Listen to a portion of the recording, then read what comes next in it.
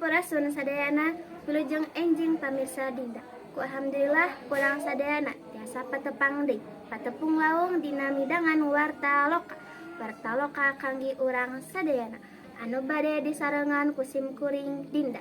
Dina warta ieu simkuring bade ngawartakeun ngeunaan jalan anu rusak anu teu acan diomen wae.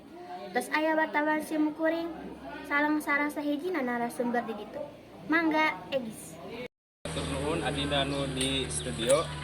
Ieu abdi di Kampung Tersil RT 2 RW 8. Di dia abdi bade naros ke salah seorang ketua RT di dia. Assalamualaikum Pak. Waalaikumsalam. Sareng Bapak Asep Farudin RW 08 Kampung Tersil. Oh ya. Abdi bade nanya, kumaha pendapat Bapak tentang jalan anu rusak anu teu acan di omean pemerintah? Tamanya perkawusna hubunganna sareng pemerintahannya ari di masyarakat mah usaha pengguna jalan hoyong secepatnya diperbaiki hampir 20 tahun dan ya perbaikan rusak cuma antisipasi swadaya dari masyarakat kebanyakan itu Penyebabnya jalan rusak ya nampak. Atau selama hampir 20 tahun aya perbaikan, jadi perawatan pertama perawatan, keduanya drainase, jadi cai teh ke jalan, aya perawatan drainasena. Kumaha harapan masyarakat tentang jalan ieu Pak? Hari harapan masyarakat mah secepatnya diperbaiki karena hampir selama 20 tahun jalan rusak. Terus mengandalkan swadaya masyarakat. Oh, hatur nuhun ya Pak. Sami-sami.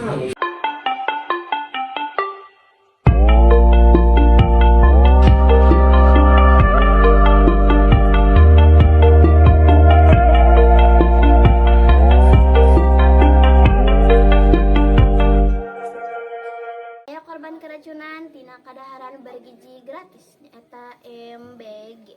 Nuker diproses pikeun nalungtik faktor eta kajadian. Urang saksikeun video berikut. Siswa SMK Negeri Hiji Cihamplas Kabupaten Bandung Barat, Jawa Barat maot poe Salasa 30 September. Pupusna aya hubunganna sareng kasus karacunan massal anu ngalibetkeun program pangan gizi gratis atau MBG. Hampir saminggu sateacanna sakola ngaku yen murid anu umurna 17 tahun anu diidentifikasikeun minangka BR ngonsumsi paket MBG tapi namina henteu didaftarkeun antara murid anu diracunan dinten poe Rebo 24 September. Badan Gizi Internasional negaskeun yen maotna BR teu aya patalina jeung kasus karacunan MBG. Luyu jeung pertanyaan Dinas Kesehatan Bandung Barat geus lumangsung leuwih ti 24 jam saenggeus nuang MBG.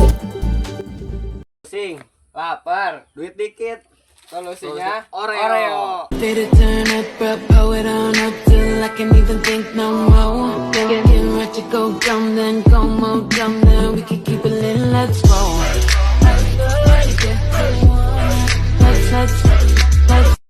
Salajengna anu pernah geger demo Nepal teh hayu urang saksikan video berikut. Krisis politik yang demonstrasi badag ditandaan ku karusuhan di Nepal ngajadikeun India ugi gugup.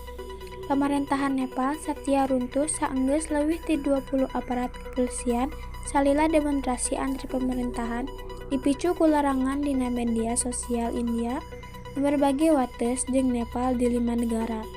Nyaeta negara Uttarakhand, Uttar Pradesh, Sikkim Tihar, dan Wasengal ngaku yen kaayaan ieu pisan pikahariwangeun. Perdana Menteri India Narendra Modi di media sosial X dina 8 September 2025 nyatakeun prihatina ningali seueur nanoma Nepal tewas pikeun ngantepkeun stabilitas katentraman sareng kamakmuran Nepal nyaeta anu paling penting anjeunna ngarayu ka sadaya warga Nepal pikeun ngadukung perdamaian, pikeun ngarespon demonstrasi keamanan. Salaku tambahan, India oge nyetel status waspada anu luhur sepanjang watesna sareng Nepal. Keamanan di pos-pos wates utama anu katingali janten perhatian pikeun India kusabab lokasina anu strategis. Komando teater Cina ayana pas di seberang Nepal. Rute nuju dataran Indo-Gunda oge ngaliwatan Nepal. Sakumaha dipikanyaho, hubungan antara Cina sareng India dina tahun-tahun ayeuna sering ningkat sareng ditandaan kepastian di wates dua negara. Hal ieu ngajadikeun wajar pikeun ngawas kamajuan di Nepal. Sementara eta, Nepal sorangan boga hubungan deket jeung India ngalewatan 1850 nu ngidinan jalma ti Nepal pikeun bebas asup di India tanpa visa atawa paspor.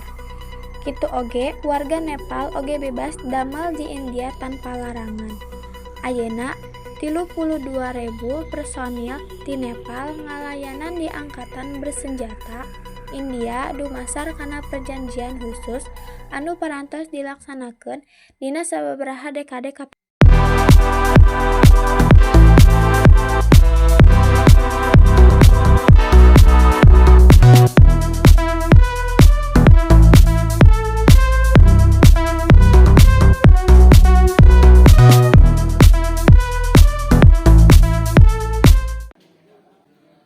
Hatur nuhun ka pamirsa Dinda sadayana. Urang akhiri ku wassalamualaikum warahmatullahi wabarakatuh.